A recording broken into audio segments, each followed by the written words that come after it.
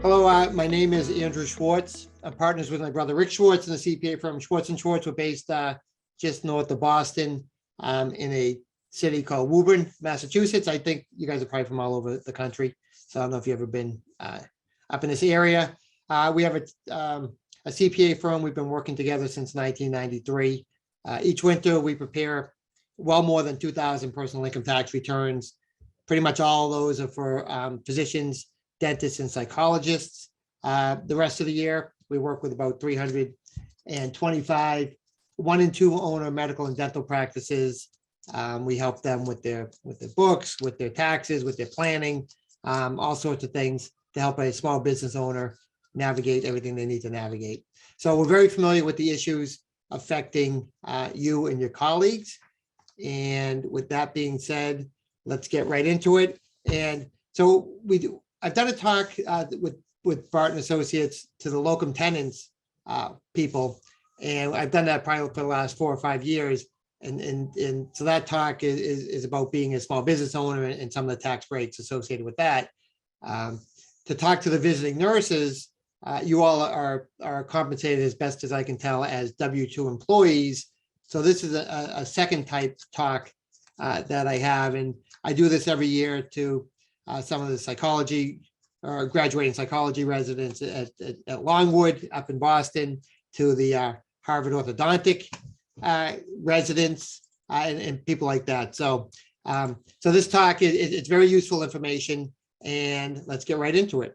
If you have any questions, there aren't that many people on, so I will try to keep the chat open, and I will take a look at as the questions come in and try to answer those, unless I'm going to get too confused, and we don't want that.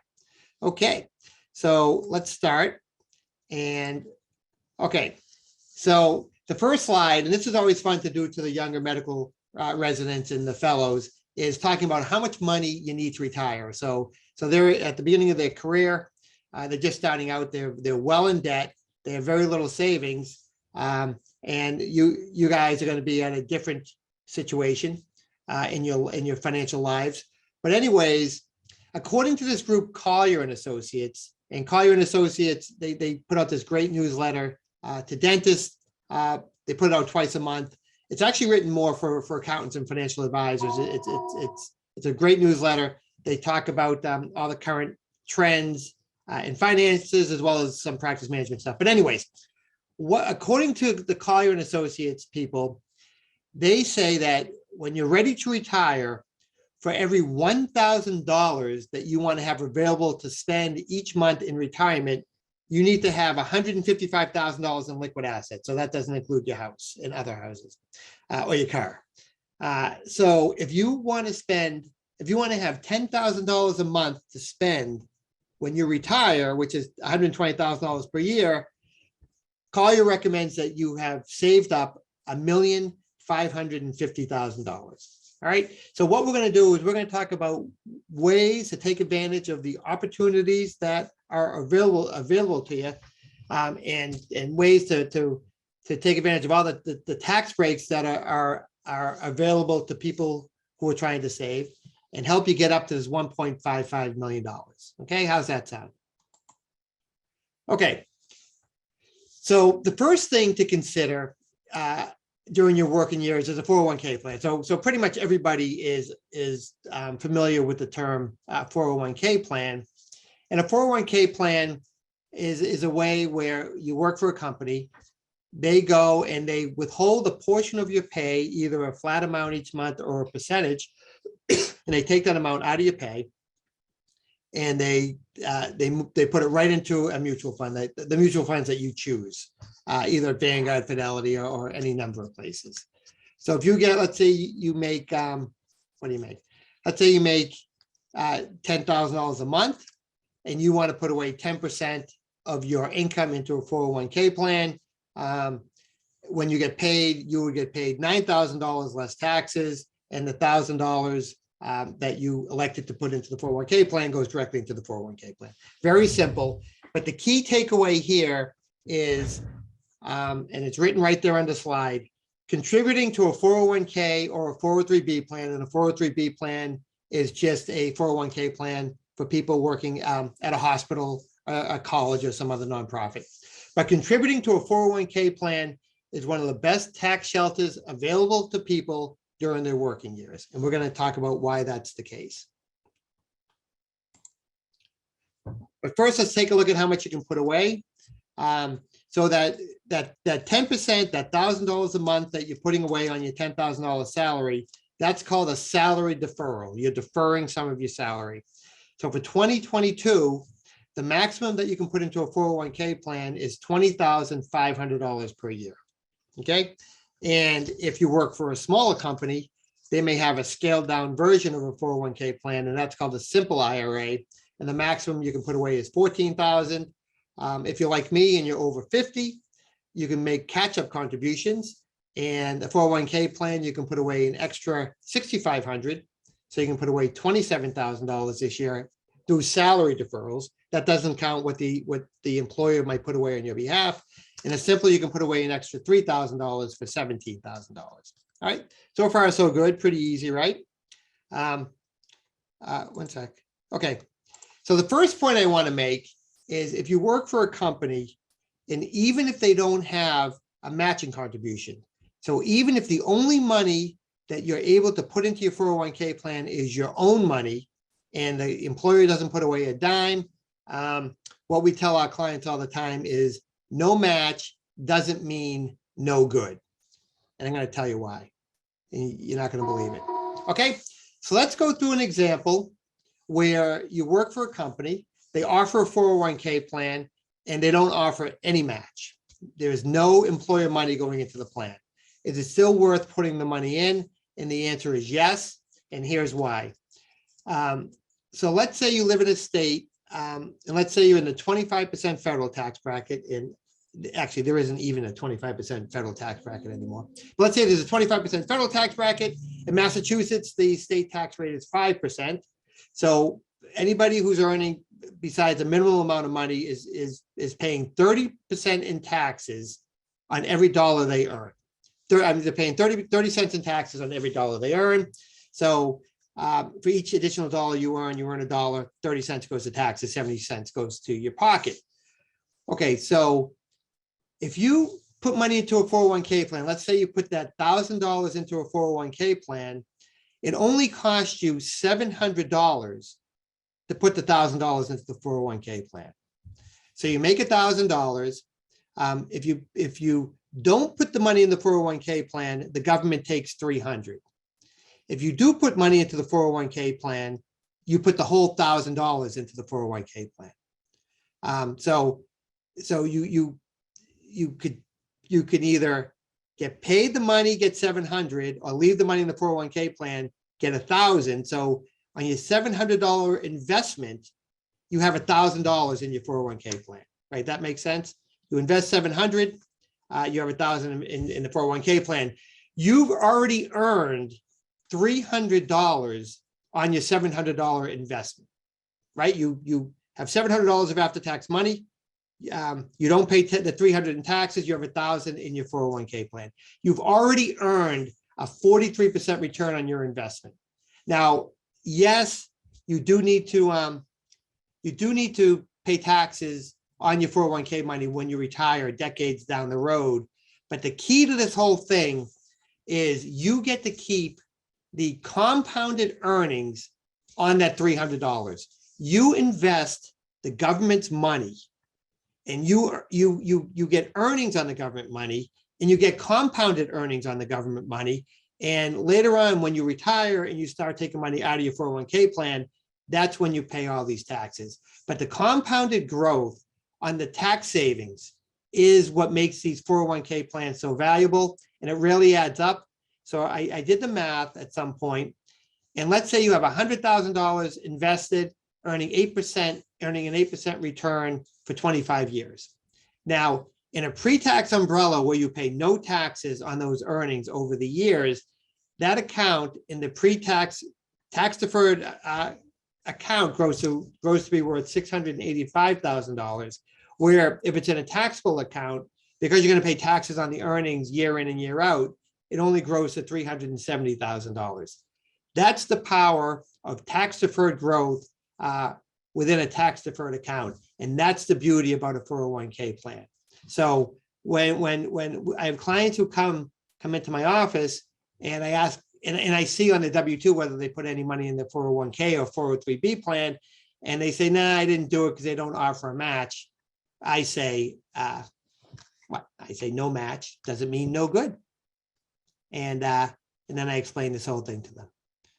Okay, so the first and best thing that you can do during your working years is max out your 401k plan as much as you can afford. Now, if you work for an employer that contributes money on your behalf, well, that's even better.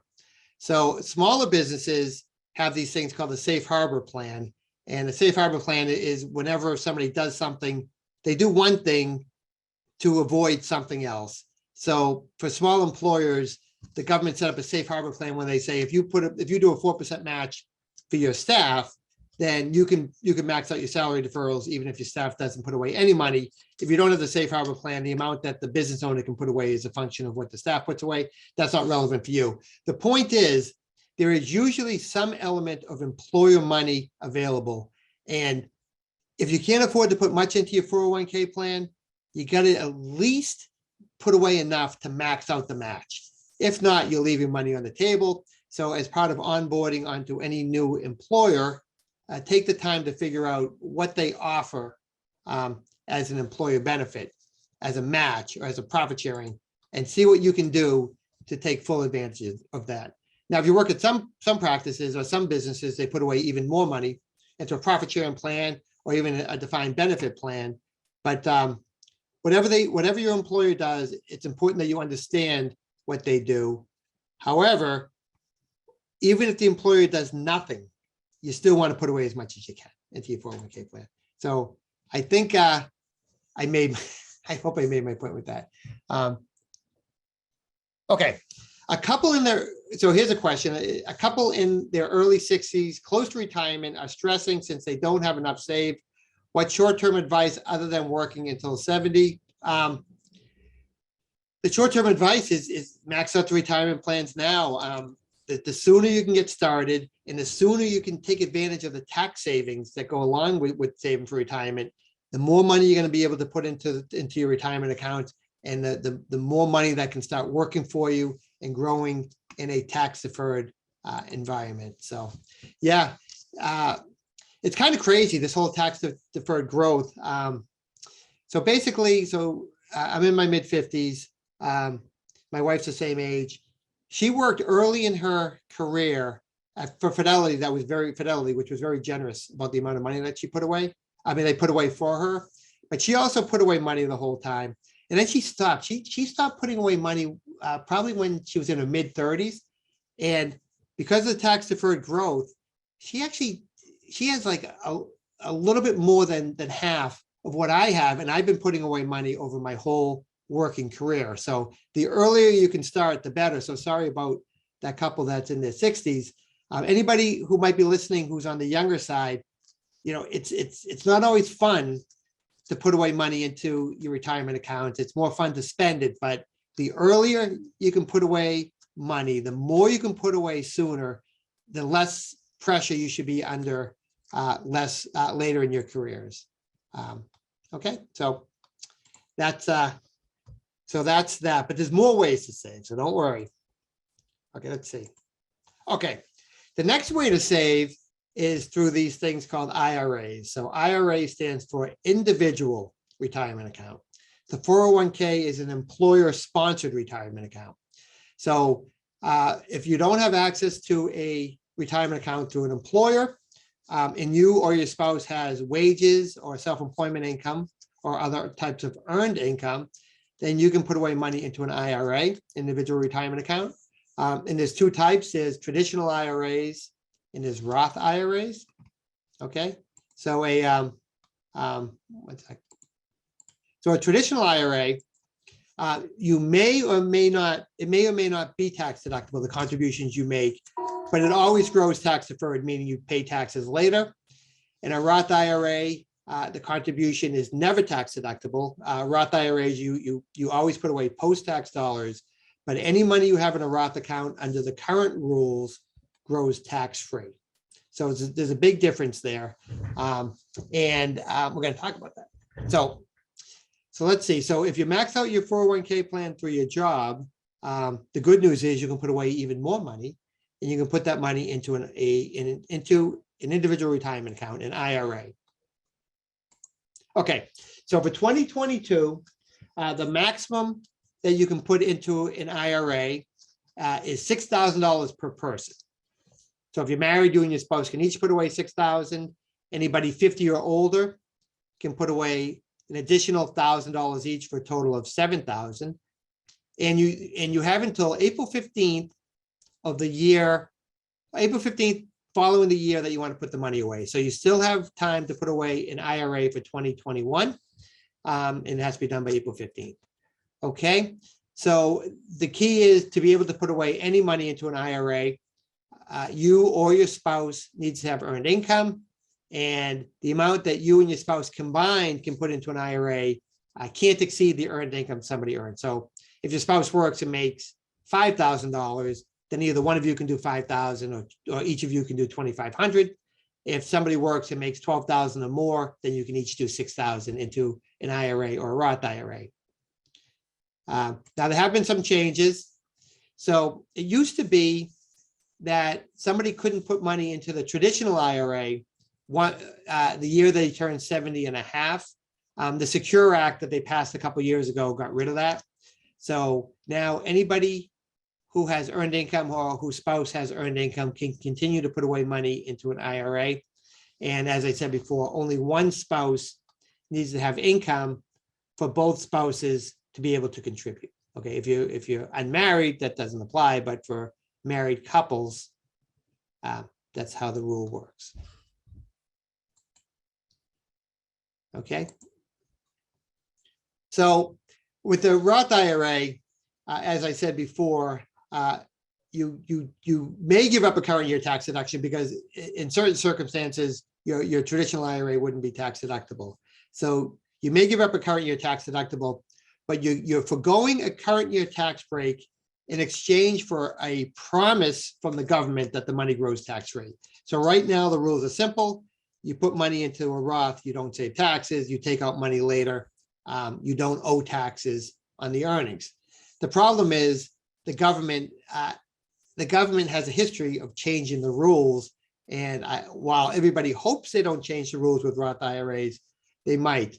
The best example I have is if anybody's collecting Social Security, Social Security used to be the same thing as a Roth IRA, right? So you have Social Security taxes withheld from your pay, right? So when you get paid, they withhold federal taxes, state taxes, Social Security taxes, and Medicare taxes. You don't have a choice about Social Security taxes. They take that out on every dollar you earn up to a certain limit every year. Well, the rules were supposed to be you didn't deduct the Social Security taxes they withheld from your pay, but you weren't supposed to pay taxes on the Social Security benefits that you receive later on, right? Sound familiar? Sounds like a Roth IRA. Well, at some point, the government needed some money, and they made it so for most people, 50% of the Social Security benefits that they received was taxable. And then I think it was during the Clinton years, they changed it a second time, and they made 85% of the benefit you received from Social Security taxable. Okay, so it's a big problem, and that's why I always say that when you put money into a Roth IRA, oh, here it is, you're not putting away to get tax-free growth. You're putting it away in exchange for a promise from the government that'll grow tax-free. Now, chances are that the money will be tax-free later, but they have changed the rules. I've seen it in my 35 years working. I've seen them do it a few different times. Sometimes they grandfather things in, sometimes they don't. So just keep that in mind if you're going to forgo a tax break. Okay, so here's a question. I have an individual investment group. I have multiple employers a year, so no employer contribution. I don't contribute the max $20,000 a year into my IRA. What would be into your 401k? I was told that it makes sense to put as much into the IRA and not separate just to fund a Roth IRA. What do you think? All right, we're going to talk about this in a minute. Actually, we're going to talk about this in a minute. But I think you want to take advantage of any opportunity you have to put away as much money as you can afford and as much money as they let you put away into these tax advantaged accounts. And if you work for multiple employers, you might still be able to put money into their 401k plan. The combined limit of salary deferrals applies to all your jobs.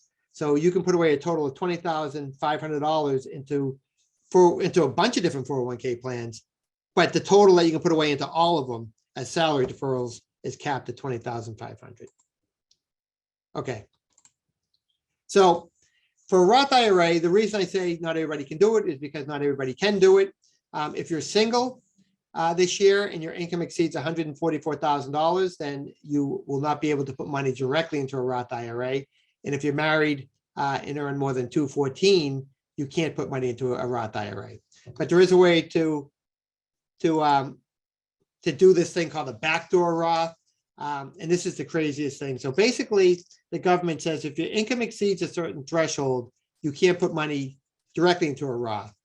But if you have no other traditional IRAs, you can put money into a traditional IRA and then the next day convert that to a Roth IRA and get money into a Roth IRA. That way, the backdoor Roth becomes more and more taxable the more IRA money you have. So it's not for everybody.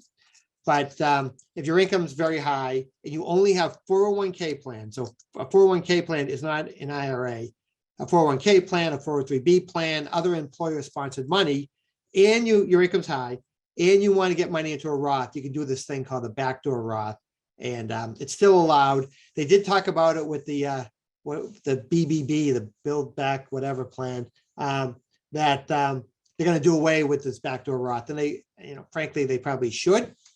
But as of now, they allow money, people who can't get money into a Roth IRA to put money into a Roth IRA. Okay, one more thought about Roth. So remember the example at the beginning is if you put away $1,000 into your 401k plan at work, you save $300 in taxes. It only costs you $700 to have $1,000 growing tax deferred in your 401k plan, but you'll owe taxes on that money later. Most 401k plans allow a Roth version of the 401k plan. That means if you put the $1,000 into the Roth version of the 401k plan, you don't save the $300 in taxes. So it costs $1,000 to have $1,000 in your Roth 401k plan.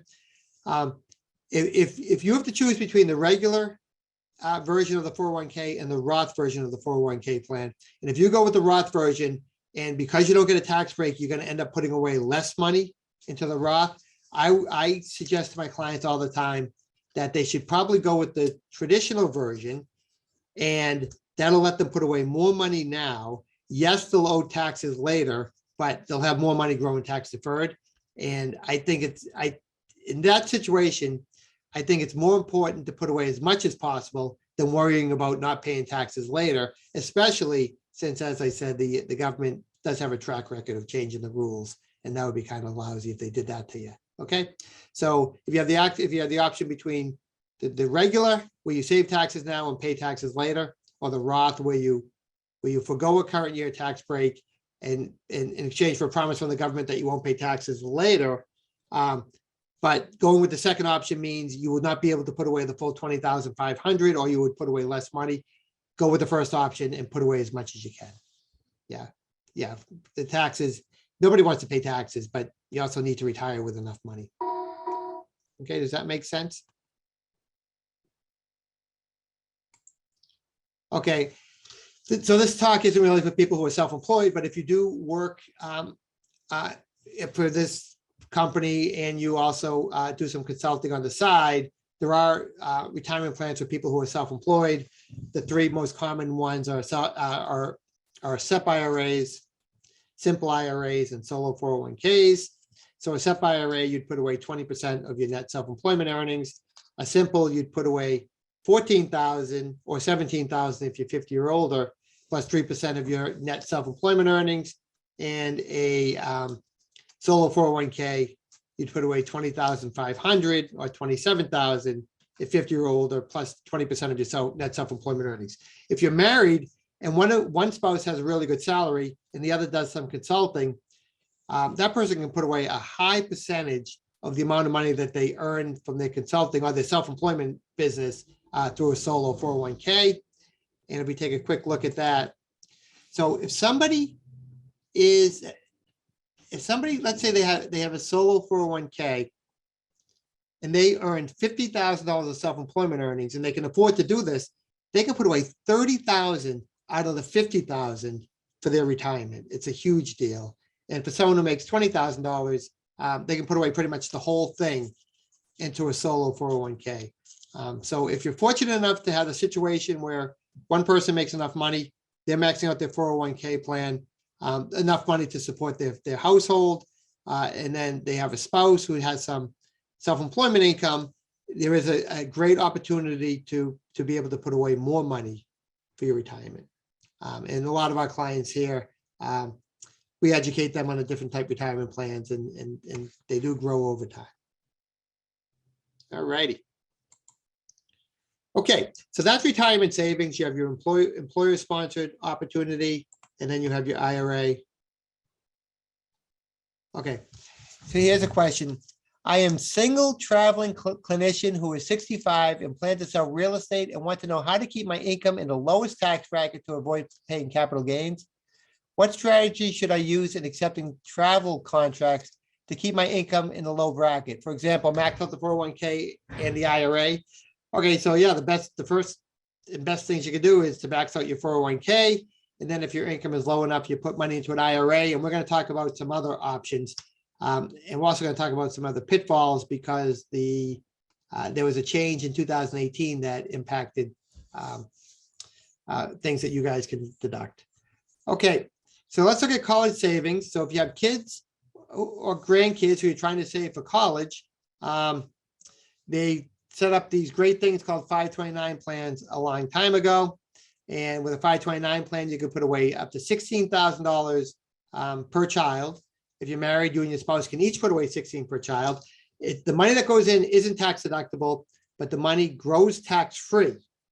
And it's used for college expenses. Actually, this slide's not right. You can also use $10,000 for private high school tuition, private any school tuition.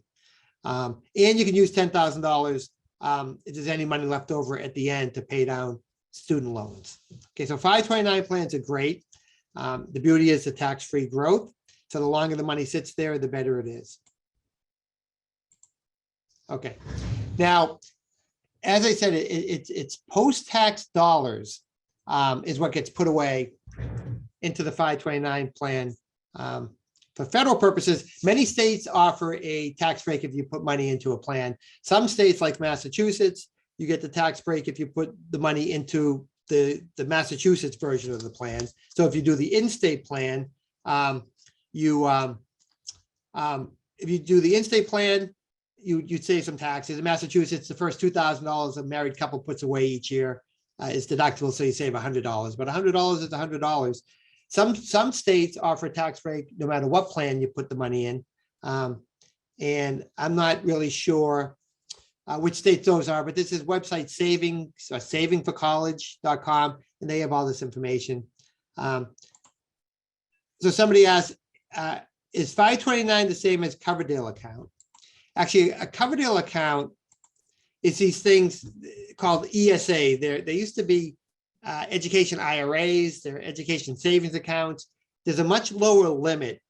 It used to be that only ESAs grew tax-free, and 529 plans were going to grow tax-deferred, so you would owe taxes later. But those rules changed at some point. I don't see many people who have Coverdale IRAs or employment or education savings accounts. It's a lower limit, and I don't know.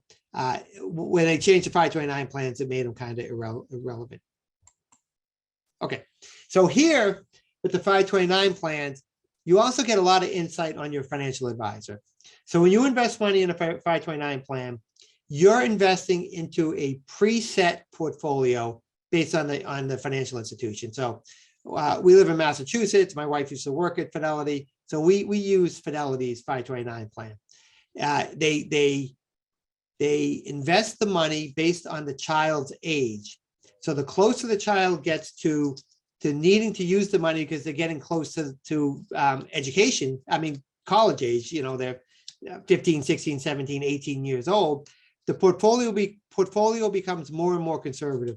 My observations about the 529 plan was they actually did pick good funds. When the market went down, the 529 accounts went down, but they didn't really get killed. And when the markets went up, the 529 plans went up just as much as all the other stuff. So they seem to be well managed. I like the fact that they became more conservative over time and things like that. Now, the point about your financial advisor is when I put the money in Fidelity, there was nobody taking any fees out of my Fidelity 529 plan. The money was invested. Fidelity took whatever fees they took, but no investment advisor was taking any money out. There are 529 accounts that pay the financial advisor the 1% fee that they get for assets under management. The problem is it's a preset, pre-managed portfolio. Like your financial advisor is doing nothing to help you, nothing personal if anybody's married to a financial advisor. But the financial advisor is getting 1% of your kid's college money, and there really isn't a lot of work there's no work that needs to get done. So when I say you find out a lot about your financial advisor is if they're trying to push you into one of these funds that pays them a fee, I don't know. They don't need to take that fee. One man's opinion. So, okay. And then another tax advantage savings account are these things called health savings accounts. So these are getting more and more popular over time. So it used to be you worked for a company, the company provided you health insurance. It wasn't that expensive for the company to provide that benefit, all things considered, and the benefit you got as an employee was pretty good. Well, over time, health insurance got more and more expensive. The employers had to switch gears a little bit and provide their staff with health insurance that had a higher deductible, higher co-pays. The health insurance covered less and less while the premiums went higher and higher. So they came up with this thing. This was during when George Bush the younger was in office. They came up with the situation where you could buy what's called a qualifying high deductible health insurance plan. So it's a plan that has a high enough deductible, but it has to include certain provisions. And if somebody has a qualifying high deductible health insurance plan, they can then open up and fund this thing called a health savings account. Now, a health savings account can be funded either through employer contributions or it can be funded personally with somebody's own money. And they can be funded into the same account. Okay. So a health savings account is the only place I know of where people can put money. The money that goes in is tax deductible. The money is tax deferred while it's invested. And when the money comes out, it's tax free as long as it's used for you or your family's health costs. Now, who getting older isn't going to have health costs that they're going to need to pay for between medical and dental and everything else? Okay, but health savings account is pre-tax money going in, tax-free money coming out. Only place I know that provides that. A lot of people, the strategy that they use is they put money into the health savings account, and provided that they have enough of a cushion in their household checking account, when they have medical expenses, they do not take money out of the health savings account. They take it out of they just pay for it out of the regular checking account. People look at health savings account as another opportunity to build up savings in a tax deferred envelope. They're great. So for 2023, wait, what? For 2022, if you have a qualified high deductible health insurance plan in place, if you have a family plan, you can put $7,300 into your health savings account, pre-tax dollars, so you'll save taxes on that. And if you're single, you can put away $3,650. Anybody who had a qualifying high deductible health insurance plan in 2022, they have till April 15, 2022. No, during 2021, sorry, has until April 15, 2022 to add to their HSA for last year. and the limit was 7,200 for a family plan and 3,600 for a single plan. And all the financial institutions pretty much are now offering HSAs, so you can invest in the low cost Vanguard environment for an HSA. Schwab has them and Fidelity has them. Most of them have HSAs now. So you remember we're trying to get to that $1.55 million. Well, taking advantage of these tax advantage accounts is one way to do it. And the retirement accounts for your family, the tax advantage college savings account, and then these health savings account is another way to do it. Okay, how are we doing? Okay. Let's talk a minute about insurance needs. This isn't tax deferred, it's just very important, but it's pretty basic, but I'm making another point. It's kind of along the same line as a previous point. But so life insurance protects your family if you die. Disability insurance, which is more expensive than life insurance, protects your income, replaces your income if you're not able to work due to illness or injury. If you work for a company, if you work for a company, if they have some type of disability, long-term disability in the benefit package, it's worth exploring. People do get disabled, and people get disabled who have some element of disability insurance in place. It just takes a lot of the pressure off. So if you're later in your career and you have enough savings, then you don't need it quite as much. But people early in their career, don't ignore either of these insurances. Okay, you mentioned that people use their own money to pay for bills out of the HSA. What do you do with the money that's in the HSA at the end of the year? Don't you have to use the money? Oh, yeah, I forgot to mention one very important point. When you work for a company, a lot of companies have these things called flexible spending accounts, FSAs. So an FSA is a use it or lose it situation. So so during open enrollment in the fall of each year, you determine how much, up to $2,500 per year, you want to put into your flexible spending account. And during the year, you submit bills and they reimburse you the $2,500. Basically, it allows you to pay up to $2,500 of your medical expenses with pre-tax dollars. If you don't submit enough bills, there's a little bit of a carryover to the next year. But if you don't submit enough bills, you lose it. You lose that money. Health savings account don't have that. Health savings account is your money. The account is like an IRA. The money grows. It's your money to use later. So there is no use it or lose it component with health savings account. But thanks for asking that question. Okay, so here. So some types of life insurance does have a tax advantage component to it, and it's either whole life or variable life. These type insurances, they're actually defined, but defined as your last investment, not as your first investment. And the point I want to make is, I do want to say, we work very closely with some financial planners. Financial advisors are fine.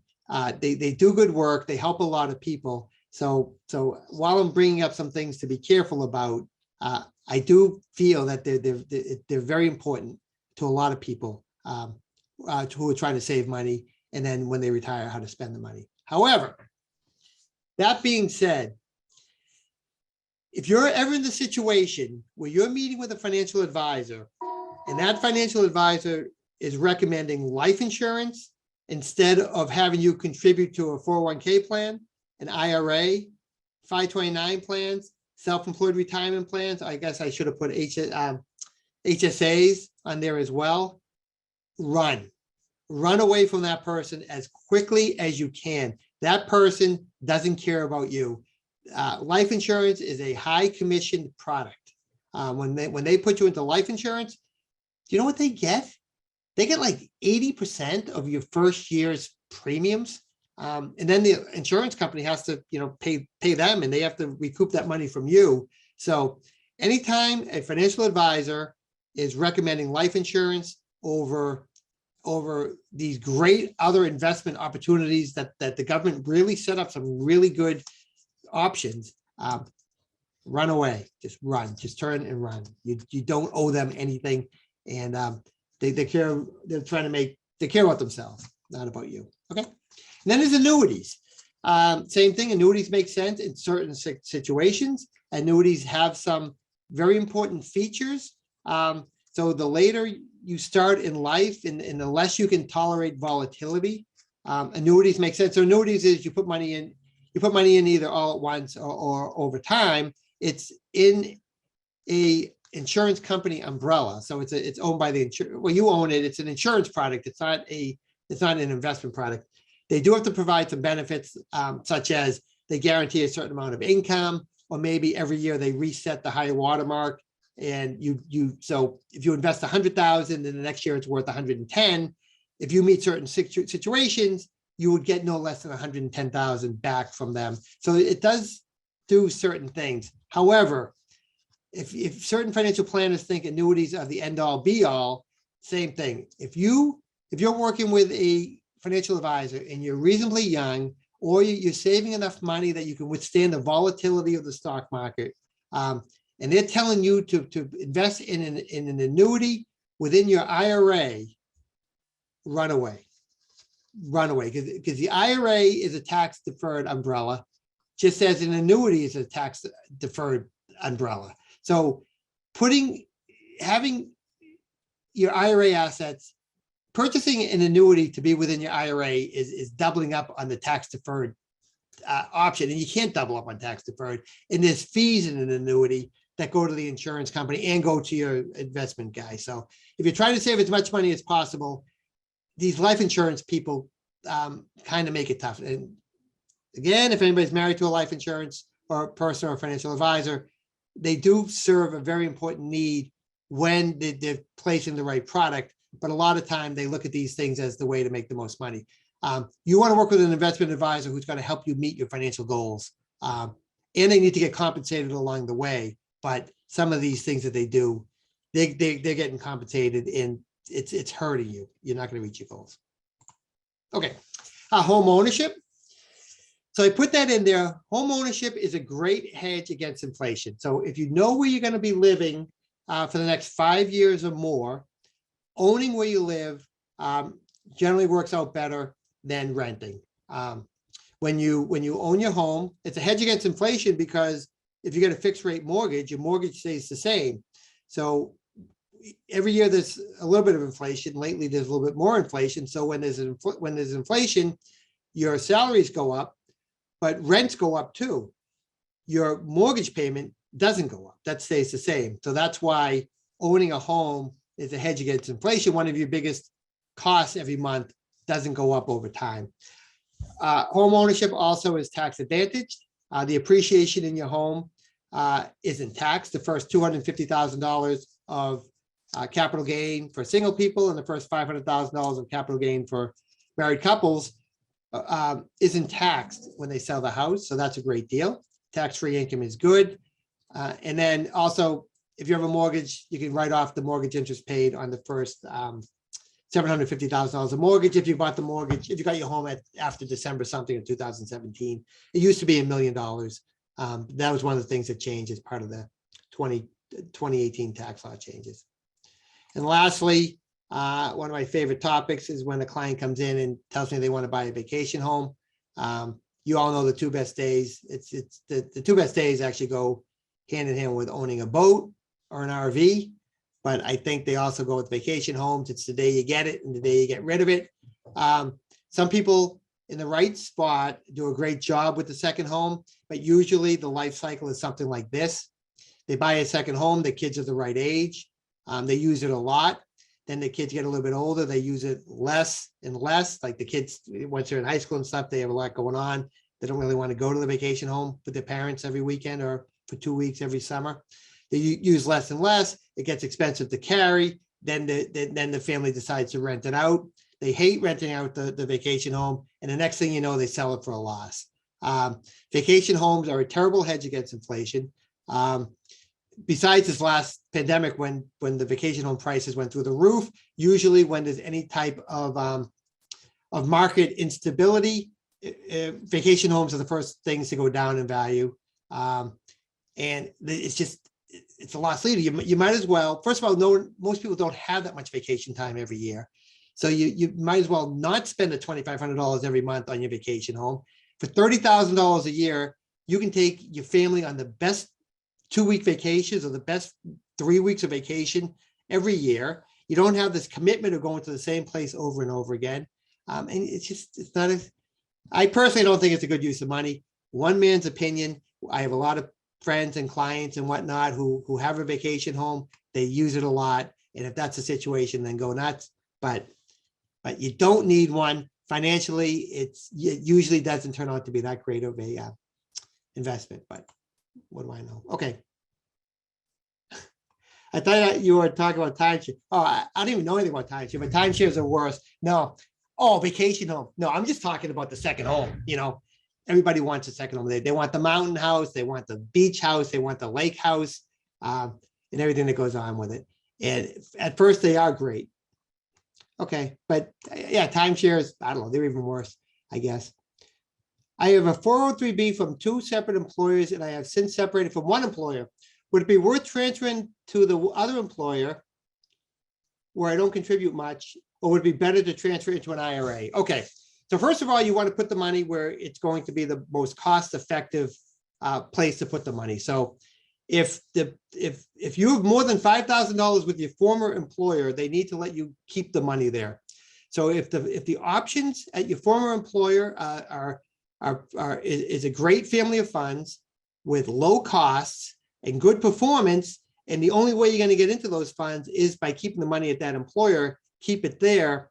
Otherwise, if you're the one with the second one where you don't contribute much, if they offer good funds that are low cost funds, then roll the money there. And your third option is to just roll the money into an IRA, which is the same. You can pick any financial institution you want. The financial institutions make it easy to roll the money over. They'll do everything they can to get their hands on that money because they're all about getting as much assets under management as possible. You're going to be careful if you're going to roll the money into an IRA if you do that backdoor Roth thing, because once you have money in an IRA, the backdoor Roth becomes taxable. But otherwise, I would follow these 2 rules. First, you don't want too many accounts because it makes it tough to manage. So you want to keep your retirement money in as few accounts as possible. And because that money is growing and you need it to grow for you, you want it in the best environment where there's low fees and really good options. Okay, vacation home. Did I talk about the vacation home? Best 2 days. Okay, so we got a few minutes left. Let's talk about working in various states. Okay, so a lot of people working for Barton, they do work in various states. So here's the rules. You first pay taxes to the state where you work, as long as they have a state income tax at their rate. And unless you live in a state that has reciprocity with the surrounding states, and then that doesn't apply. But for most people, if you work in a state with a state income taxes, you pay taxes in that state. Then if you live in a state with state income taxes, you calculate your taxes in the state where you live, and then you take a credit for the taxes that you pay in the state where you work. And we're going to go through an example. But at the end of the day, you end up paying taxes based on the state that's higher, that has a higher rate. So there is no double taxation, but you do, there's no double, you don't pay taxes to both states added together, but you do pay taxes first to the state where you work, and then you see if you owe taxes on the state where you live. So here's a great example. So let's say you work in a state with a 3% tax, here's a state with a 6% tax, and here's a state with a 9% tax. And you live in a state with no tax, a 5% tax, and a 10% tax. So as you're going to see, you pay taxes based on the higher one. So let's say you live in a state with no tax, you work in a state with a 3% tax. You would pay 3% to the state where you work, and then there is no income taxes to the state where you live. But let's say you live in a state with no tax. Now let's say you live in a state with a 5% tax, but you work in a state with a 9% tax. In this situation, you would first pay taxes based on 9% of what you earn, right? The state tax is 9%. And then you would calculate your state tax on the state where you live, which would be 5%, well, since 9% is higher than 5%, you would completely offset the 5% tax. So you would pay 9% on that income. So if the state tax where you work is lower than where you live, you pay the difference to the state where you live. So in this case, you would pay 3% to the state where you work and 2% to the state where you live, and you pay 5% in total, right? So that makes sense, I think. But the combined total generally will not be higher than either the tax rate where you live or the tax rate where you work. So if you live in a state with low income taxes, if you go to a state to work that has high income taxes, you're going to pay higher taxes. Okay, deducted unreimbursed business expenses. Before 2018, if you were paid as a W-2 employee, you could claim your unreimbursed employee business expense as a miscellaneous itemized deduction. They got rid of that in 2018 when the tax rates went down. And now W-2 employees can't deduct their unreimbursed employee business expenses. So here it's very important to understand, if you're going to be in a situation where you're traveling for work, what the company you're working for is going to pay on your behalf, because any of the money that they pay for your travel, your lodging, your meals, your automobile expenses, mileage, any of that stuff that they pay for on your behalf, that is a tax-free reimbursement. Anytime they pay you extra through your salary and then you have to write off these expenses, that's a taxable benefit, and a chunk of your money is going to go to taxes before you pay your expenses. So, but to do all this, there's a key term. Oh, 1 second.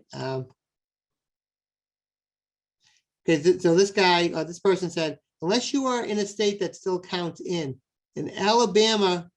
Oh, we still have miscellaneous work expenses. Thank you. Some states allow you to claim these expenses as an employee business expense. I guess Alabama does. I know Pennsylvania does, but every state has different rules. It's a matter of knowing the rules, but good point. Thanks for bringing that up. Okay, so for the reimbursement from the company to be tax-free, it's all based on this concept called your tax home, maintaining your tax home. So where you live and work is generally your tax home.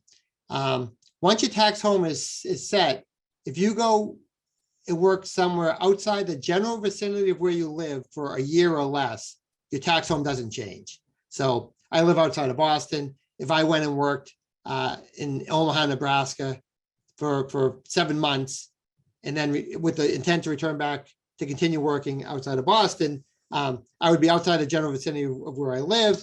And if the company I was working for was paying all my travel and lodging and all that, that would be a tax-free stipend to me, which would be great. But once the period of time that you're working becomes indefinite or exceeds a year, then your tax home actually changes to that other location.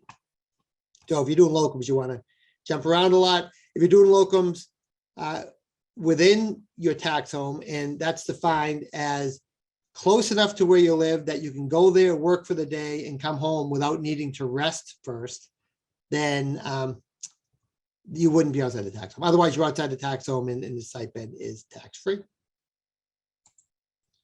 Oh, here we go. Tax home rules: you have to be outside of the general vicinity of where you live. So you need to travel far enough that you rest before returning home, and a job assignment has to last for a year or less. So great. That's what I got. We maintain the site MD Taxes, where we post a monthly newsletter. We answer people's questions. Okay, here we go. A couple questions for you. If I work in Mass and my wife works in Rhode Island and we live in Mass, does it matter if we do our taxes jointly or separately? So every state has different rules. The states around here is if you both live in the state, you would file jointly as residents of the state. The Rhode Island tax is actually higher than the Mass tax. So the income that your wife earns in Rhode Island essentially wouldn't be taxed in Mass. But some states have it. No, it's always like that. But the rule is if you live in different states, then some states have you file jointly, other states require that you file separately. But if you live together in the same house in the same state, most states want you to file a joint tax return. Yeah, and if you file separately, your tax would be the same either way. And then someone said, so after a year, how long before you can return? Once you're there more than a year, or you have a new tax home, I don't know, you can return whenever you want, but in theory, if your company is giving you a stipend to pay your rent and your travel while you're working in this other place, that becomes taxable. I don't know how they would track it. But in theory, after a year, they would change how they're doing things. They would have to. Okay, whoops. But that's great. So we went through this all in an hour. There was a lot of information, but the key thing is there are a bunch of opportunities available for you to take advantage of the current rules to get a much bigger bang for your buck with your savings than just putting the money into a savings account. Then actually this person followed up. If I live in the same state but travel to a different city, is the stipend taxable? Matters how big the state is. In Massachusetts, it would be, because there's no part of the state that is so far that I wouldn't be able to drive home at the end of the day. You know, it would be kind of far. But I can, if you've been to Massachusetts, you can drive from Boston to the Berkshires in 2 hours. 2 hours more. I don't know, if you work a long day and it's tiring work and you feel that you wouldn't be able to drive home safely without sleeping, then that's outside the general vicinity of where you live. It's all intent, like everything's subjective. There's really nobody checking it. The IRS says everybody working there, but you still want to do it right. Okay, but that's what I got. But so focus on the $1,550,000. That'll get you $10,000 a month in retirement if that's how much you need, and you can do it. But starting early is important, and doing what you can to maximize your savings in these tax advantaged accounts is not as important as starting early and putting away as much as possible, but it's the second most important thing. So thank you for your time, and I hope you found this informative and helpful.